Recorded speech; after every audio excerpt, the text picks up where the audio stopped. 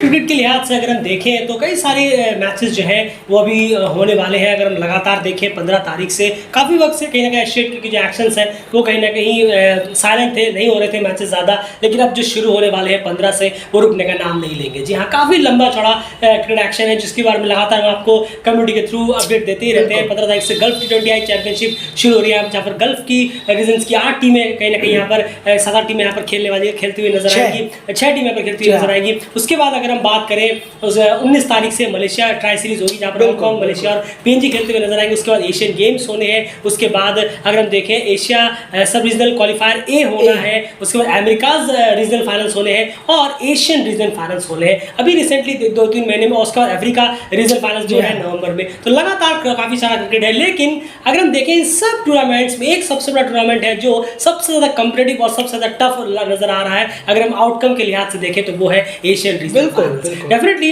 America regional final जो है वो लगता है कि शायद कनाडा बर्मुडा के बीच में कोई ना एक होगा और कनाडा मोस्ट प्रोबेबली के चांसेस बहुत ज्यादा हाई हैं। वहीं पर अफ्रीका रीजनल फाइनल्स की बात करें तो नामीबिया और जिम्बाब्वे और लगता है कि बहुत आसानी से वो वहां से कर जाएंगे। लेकिन एशियन रीजनल फाइनल्स में 2 टीम्स बता पाना कि हाँ यही 2 टीम डेफिनेटली यही 2 टीम्स पहुंच रही है, ये थोड़ा सा मुश्किल जरूर होगा क्योंकि वहां पर जो है कंपटीशन जो है वो टफ जरूर है। वो टफ इसलिए और ज्यादा बन गया है क्योंकि ये फॉर्मेट T20 का है। 50 का होता तो समझ में आता है, लेकिन T20 का फॉर्मेट है इसलिए ये चीजें और ज्यादा टफनेस होती हुई नजर आ रही है। एंड 8 टीम्स कौन सी रीजनल फाइनल्स में खेलने वाली है और 7 टीमें तो कंफर्म है और 8वीं टीम आपको क्या लगता है कौन सी पहुंच सकती है? ओवरऑल 8 टीम्स कौन सी है? बिल्कुल, देखिए अगर हम टीमों की बात करें 7 तो पहुंच चुकी हैं। अगर हम देखें Hong Kong, Kuwait, UAE, Singapore, Nepal, Oman और बहरीन, ये 7 टीमें तो वहाँ पहुँच चुकी हैं। लेकिन अभी एक टीम का स्पॉट खाली है जो कि अभी सब रीजनल क्वालिफायर ए जो होगा अभी सितंबर में लास्ट के डेट में बिल्कुल तब ये डिसाइड होगा कि एक टीम कौन होगी। कुवैत है वहाँ पर, कतर, सऊदी अरेबिया, मालदीव्स, इनके बीच में टूर्नामेंट होगा सब रीजनल ए का। लेकिन मोस्टली जो चांसेस हैं वहाँ सब रीजनल से कुवैत के निकलने के, और आप अगर 8वीं टीम कुवैत को जोड़ दें क्योंकि अभी तक तो लग रहा है, लेकिन क्रिकेट है, T20 क्रिकेट ऊपर से है, कहीं सऊदी अरब ना निकाल ले अपने आप को आगे। लेकिन एज अ परफॉर्मेंस वाइज देखेंगे तो कुवैत ऑब्वियसली सब रीजनल ए से बाजी मारेगा। बिल्कुल, तो ये 8 टीम्स कहीं ना कहीं एक्सपेक्टेड कर रहे हैं रीजनल फाइनल्स में, जहाँ 7 कंफर्म है, एक अभी कंफर्म होनी बाकी है। अब डिस्कशन इस बारे में है कि ये इन्होंने जो 8 टीम्स हैं इन्होंने जो अपना लास्ट क्वालिफायर खेला था, जो T20 क्वालिफायर, T20 का जो क्वालिफायर लास्ट राउंड खेला था, वहां पर परफॉर्मेंस इनकी किस तरीके की निकल कर आई और कितनी स्ट्रांग ये लग रही है इस रीजनल फाइनल्स के लिए in compare to other teams, इसके बारे में डिस्कशन है। तो हांगकांग, कुवैत, यूएई और सिंगापुर, इनके लास्ट T20 क्वालिफायर को जानने के लिए हमें जाना होगा एशिया कप क्वालिफायर 2022 में जो हुआ था। एशिया कप क्वालिफायर वो T20 फॉर्मेट का था, वहां पर इन 4 टीम्स की परफॉर्मेंस कैसी रही थी? बिल्कुल, देखिए अगर हम बात करें हांगकांग ने 3 मुकाबले जीते थे वहाँ। उसके बाद हम देखें कुवैत जिसने 2 मुकाबले जीते थे 3 में से अपने, और यूएई ने सिर्फ 1 मैच जीता था 3 में से, और सिंगापुर ने तीनों के तीनों मैचों में हार मिली थी। तो कुवैत का परफॉर्मेंस बहुत बेहतर हुआ था, बहुत ज़्यादा उन्होंने अपना परफॉर्मेंस उठाया उस एशिया कप क्वालिफायर में। लेकिन यूएई का सरप्राइजिंगली बहुत पुअर परफॉर्मेंस हुआ था अगर हम देखेंगे लास्ट एशिया कप क्वालिफायर में जो T20 फॉर्मेट में हुआ था। और हम जानते हैं उसके रीजंस भी बहुत सारे हैं, जो कुछ सर्कमस्टेंसेस पैदा हुए थे यूएई के सामने, उनके डगआउट में, ड्रेसिंग रूम में वगैरह वगैरह जो भी थे वो सबके सामने थे। डेली क्रिकेट ने भी उस बारे में बात की थी। लेकिन हांगकांग ने अपना परफॉर्मेंस जो है वो बहुत बहुत शानदार रखा था through out the Asia cup qualifier में, और वो एशिया कप में भी जगह बना पाए थे। लेकिन सिंगापुर बहुत ही पुअर परफॉर्मेंस रहा, तीनों के तीनों मैच हारे, और कुवैत का बहुत बहुत अच्छा परफॉर्मेंस रहा था उस एशिया कप क्वालिफायर। बिल्कुल, तो क्लियर है ये 4 टीम्स के लिए हमने आपको बताया इनका लास्ट T20 का जो क्वालिफायर है वो किस तरीके का रहा था। वहीं पर नेपाल, ओमान और बहरीन, इन 3 टीम्स की अगर हमें T20 जिनका लास्ट T20 क्वालिफायर रहा है उनके बारे में जानना है तो हमें चलना होगा ग्लोबल क्वालिफायर, जो उनका सबसे बड़ा क्वालिफायर रहा था T20 फॉर्मेट में सबसे लास्ट, वहां पर किस तरह की परफॉर्मेंस इन 3 टीम्स की निकल कर आई थी। बिल्कुल, देखिए अगर हम नेपाल की बात करें तो नेपाल ने सेमीफाइनल तक का सफर तय किया। यूएई से उन्हें हार मिली, लेकिन टूर्नामेंट में वो 3रे नंबर पर रहे थे, वरना शायद वो अपने आप को वर्ल्ड कप में देख पाते यूएई की जगह में। वहीं पर ओमान 4थे नंबर पर रही थी, परफॉर्मेंस इतना अप टू द मार्क रहा नहीं था। और बहरीन ने एक अच्छा परफॉर्मेंस दिया था यूएई को, जो उन्होंने हराया, काफ़ी अच्छा और नाम हुआ था उनका, बहुत तारीफ़ें हुई थी, बहुत अच्छा परफॉर्मेंस हुआ था। लेकिन ओवरऑल उस टूर्नामेंट में वो 6ठे नंबर पर थे, काफ़ी दूर रह गए थे अगर हम देखें क्वालिफाई करने से। बिल्कुल, तो ये कहीं ना कहीं अगर हम देखें तो ओवरऑल ये हाल रहा इस थ्रू आउट द मैच का। जो क्वालिफायर में रहे थे ओमान, नेपाल और यूएई की यहाँ पर हमने बहरीन की हमने यहाँ पर बात की। तो ये कहीं ना कहीं लास्ट क्वालिफायर में उनका परफॉर्मेंस था। अब अगर यहाँ बात की जाए तो मोटे मोटे तौर पर अगर हम देखें तो इसमें से 4 टीम्स जो यूएई, ओमान, हांगकांग और नेपाल, ये डेफिनेटली यहाँ पर हमें नजर आ रहा है कि ये 4 टीमें बेहतर करती हुई नजर आ सकती है। वहीं पर 5वीं टीम जो है वो कुवैत यहाँ पर हो सकती है। अभी कुवैत को आना है सब रीजनल से, लेकिन ऐसे एक्सपेक्ट हम करें कि अगर कुवैत यहाँ पर आ जाती है तो डेफिनेटली जो इन 4 टीम्स को खतरा कुवैत से हर हाल में रहेगा। और T20 फॉर्मेट है तो और ज़्यादा रहेगा कि कुवैत के खिलाफ ये सिर्फ ये इनको इन 4 टीम्स को काफ़ी ज़्यादा सतर्क रहने की जरूरत है, काफ़ी बेहतर करने की जरूरत पड़ेगी कुवैत को, क्योंकि कुवैत T20 में लगभग हर डिपार्टमेंट में काफी बेहतर वो करते हैं, चाहे वो बॉलिंग हो, बैटिंग हो या फिर फील्डिंग ही क्यों ना हो। इन पास बाकी तो ओवरऑल T20 है तो आपको सारी टीमों सही सतर्क रहना है, लेकिन कुवैत उन बाकी टीमों से काफी ज्यादा स्ट्रांग है, जो बाकी 3 टीमें हैं उनके मुकाबले अगर हम बात करें तो वहीं पर। लेकिन यहाँ पर एक चीज़ और आ जाती है, आप सोच रहे होंगे कि ओमान का परफॉर्मेंस इतना अच्छा है, रिसेंटली अच्छा रहा नहीं, जो कि बात सही भी है, क्योंकि एशिया की तरफ से अगर हम देखें तो इकलौती ऐसी एशियन टीम है जिन्होंने back to back 2 T20 world cups के लिए क्वालिफाई किया, जो अभी तक कोई भी एशियन टीम नहीं कर पाई है। अभी आगे देखना होगा। तो उसके बाद ये तो किया, लेकिन उसके बाद लास्ट 1-1.5 सालों में पटरी पूरी ऑफ ट्रैक है। T20 में अगर हम बात करें ओमान की, क्या हाल है रिसेंटली ओमान का? नहीं, ज़रूर है। देखिए, ओमान को अभी फोकस करने की ज़रूरत है काफ़ी ज़्यादा T20 में, क्योंकि वर्ल्ड कप से वो चूक गए। ऑब्वियसली वर्ल्ड कप में तो नहीं पहुंच पाए वो, और खैर बहुत मुश्किल काम था, लेकिन फिर भी एक एसोसिएट ने करके दिखाया। नीदरलैंड ने जिस तरीके से वर्ल्ड कप में पहुंचे हैं, तो ऑब्वियसली है कि वो तो फेल ज़रूर हुए, लेकिन उन्होंने टारगेट रखा था सुपर 6 का, ODI का, तो वो वहाँ पर ज़रूर कामयाब रहे पहुँचने में। लेकिन अब यहाँ पर फोकस आ गया है T20 में। यहाँ पर अपने आप को चैलेंजेस रखने की ज़रूरत है, प्रिपरेशन करने की ज़रूरत है, और थ्रू आउट द ईयर करने की ज़रूरत थी, लेकिन अब नज़दीक आ गए हैं तो उसको और बढ़ाने की ज़रूरत है। गल्फ चैंपियनशिप उसी का एक यहाँ पर हमें एक एग्जाम्पल देखने को मिला। स्टार्टिंग पॉइंट जिसे हम कहते हैं वो है ओमान के लिए। यहाँ से तैयारी और ज़ोरों शोरों से होनी चाहिए कि आपकी टीम अभी से तैयार हो। 13 जने 14 जने जो आप लेने वाले हैं स्क्वाड में, एक साथ खिलाएं और बेहतर बनाएं, क्योंकि बहुत ज़्यादा अगर हम कहें कमज़ोर नज़र आती है ODI के मुकाबले T20 में ओमान की टीम। तो बहुत मेहनत करने की ज़रूरत है हर डिपार्टमेंट। अब कैसे करना है, क्या करना है, वो कोच है, कप्तान है, प्रिपरेशन किस तरीके से होनी चाहिए, कितनी टफ प्रिपरेशन होनी चाहिए, वो बेहतर आप जानते हैं, डेलीगेट भी जानता है, लेकिन बताएंगे तो बहुत लंबा चौड़ा वीडियो बन जाएगा। बिल्कुल सही कहा आपने, और उसके बारे में बात आगे जरूर करेंगे, बहुत लंबा वक्त यहाँ पर है। तो ओमान का देखें, 10 लास्ट 10 मैचेस में 4 जीते, उन्होंने 6 हारे। बहुत तैयारी चाहिए। बात करें और ओमान के लिए क्या सिर्फ गल्फ T20 है चैंपियनशिप एक अच्छी तैयारी होगी? बिल्कुल अच्छी तैयारी होगी। क्या सिर्फ इतना काफी होगा? जी नहीं, बिल्कुल भी नहीं। ओमान का जो रिसेंटली परफॉर्मेंस रहा है T20 में, उन्हें गल्फ T20 चैंपियनशिप के बाद भी जो काफी लंबा वक्त बचता है, उस बीच में कम से कम ओमान को एक और कहीं ना कहीं बायलैटरल या फिर किसी टीम के साथ ट्राई सीरीज खेलने की जरूरत पड़ेगी। लगातार T20 खेलना होगा ताकि वो रिदम में आते हैं, वो खेलते लगातार नहीं है, इस वजह से कहीं ना कहीं T20 में इतना आसान उनके लिए चीजें होंगी नहीं। उन्हें अपना बेहतर करने के लिए उस मोड पे आना पड़ेगा, और उस मोड पे आने के लिए आपको ज्यादा से ज्यादा T20 क्रिकेट खेलना पड़ेगा जब तक एशियन फाइनल्स नहीं आए। और ये पूरा का पूरा सफर अगर आप एक ही स्क्वाड लेकर करें तो बहुत बेहतर है।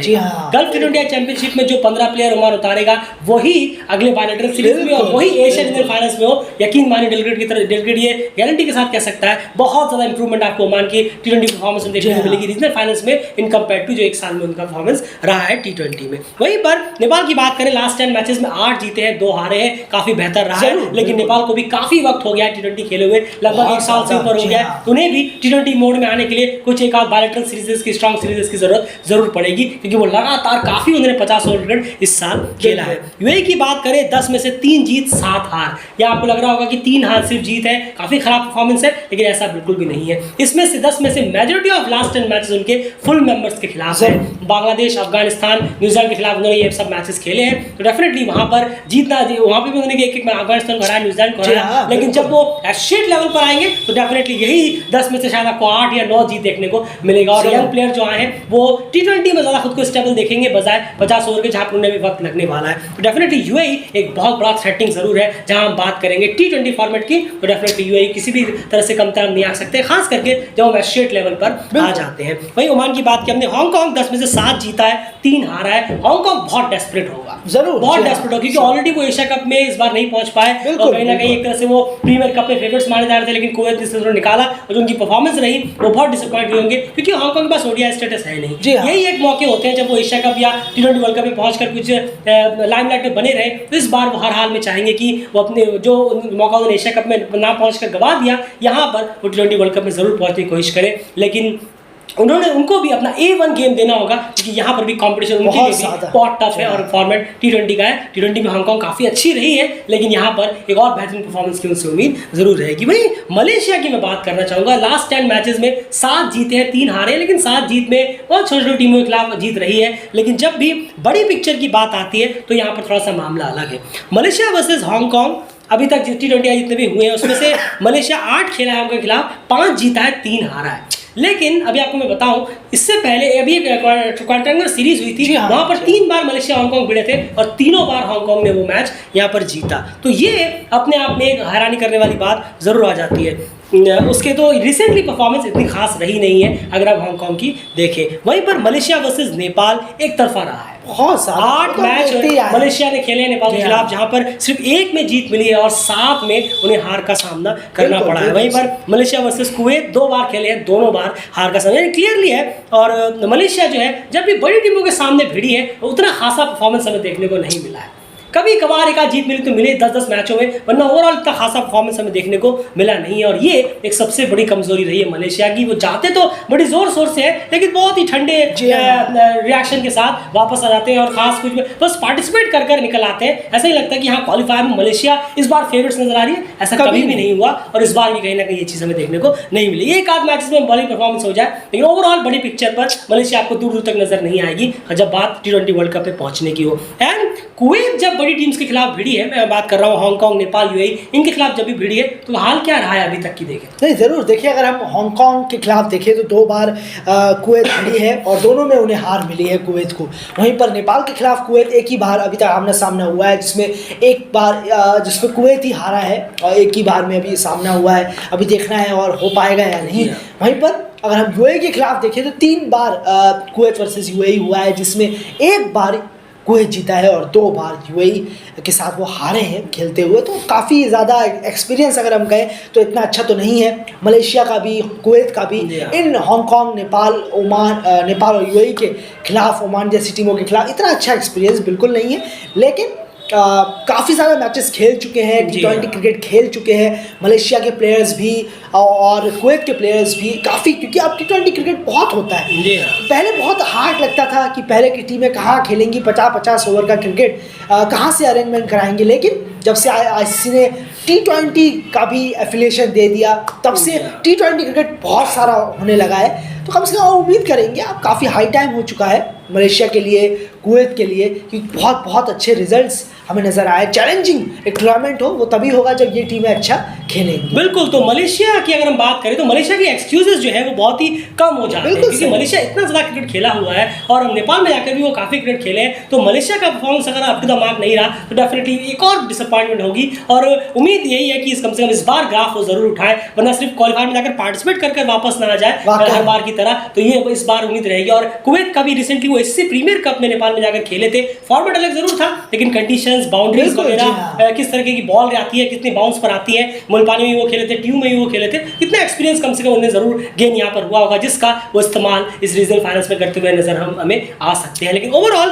बड़ी पिक्चर पर देखें तो बातें यही है, बहरीन को एक अच्छी परफॉर्मेंस की यहाँ पर देनी होगी। अगर वो मामला खराब करने में भी कामयाब होते हैं बाकी टीमों का, तो उनके लिए अपने आप में जीत होगी। T20 वर्ल्ड कप में पहुंचना डेफिनेटली बिल्कुल भी नहीं। अब ये भी नहीं कि आप कुछ भी अंधेरे में तीर चला दे, ऐसा बिल्कुल भी नहीं है। घूम फिर के उन 4 में से ही कोई ना कोई पहुंचेगी, लेकिन उसमें एक बड़ा जो जंग है, मारना तो मलेशिया को चाहिए, लेकिन कुवैत वो एक खतरा हो सकता है। अगर आउटसाइड खतरा अगर आप देखें तो वो कुवैत हो सकता है, लेकिन मलेशिया के पास कोई एक्सक्यूज नहीं बचता कि वो नेपाल में जाकर 5वें या 6ठे नंबर पर फिनिश करे। अगर हम देखें तो बहुत ही इतना क्रिकेट उन्होंने मलेशिया ने नेपाल में खेला है, उसके बावजूद भी वो आज तक इस लेवल पर नहीं पहुंचे कि वो टॉप 2 या टॉप 3, चलिए टॉप 3 तक भी पहुंच जाए, वो भी नहीं होगा तो बहुत डिसअपॉइंटिंग परफॉर्मेंस जरूर कहलाएगा। ओवरऑल यही सारी बातें थी। अब तैयारियां देखनी है कि सब टीम्स किस तरह से जी करेंगी हाँ, इस एशिया जरूर। रीजन फाइनल्स का। बहुत important होगा। बहुत इंपॉर्टेंट होंगी तैयारियां, क्योंकि बहुत सारे जो बड़ी टीम्स हैं, मैं बात कर रहा हूँ यूएई, ओमान, नेपाल, उन्होंने बहुत 50 ओवर क्रिकेट रिसेंटली काफी बिल्कुल, खेला है। बिल्कुल। यूएई ने T20 जरूर खेला है अभी फुल मेंबर्स के खिलाफ, लेकिन ओवरऑल देखना होगा कि ये एशियन रीजनल फाइनल्स के लिए तैयारी किस तरीके की करते हैं। उन तैयारियों पर क्रिकेट की नजर लगातार बनी रहेगी, उसके बारे में डिस्कशन और वीडियोस लगातार आपके सामने हम लाते रहेंगे। फिलहाल इस वीडियो में इतना, यही सारी डिस्कशंस थी जो सिलेक्ट हम करना चाहते थे, कौन कितने पानी में नजर आ रहा है क्या है। लेकिन एट द एंड आपको वापस बता दें, कुवैत अभी पहुंची नहीं है, अभी उन्हें पहुंचना है। जी हाँ। अगर कहीं कुवैत सब रीजन क्वालिफायर ए में रह गई तो फिर कोई और टीम पहुंचेगी जो ये दिल इतना यकीन मानता है इतनी थ्रेटनिंग नहीं होगी जितनी कुवैत पहुंचने में थ्रेटनिंग हो सकती थी, क्योंकि वो एक कंडीशंस पे खेलकर आ चुके हैं। भले ही फॉर्मेट अलग था प्रीमियर का, लेकिन वो कंडीशंस पे खेलकर जरूर आए थे। फिलहाल इस वीडियो में इतना ही। बंद रहिए। आपकी क्या राय है इस रीजनल फाइनल से रिलेटेड, इन टीम से रिलेटेड, जरूर कमेंट बॉक्स में रखिए। आपके हिसाब से टॉप 4 टीम्स कौन सी हो सकती हैं, उस पर भी अपनी राय कमेंट पर जरूर रखिए। फिलहाल इस वीडियो में इतना ही। बाय।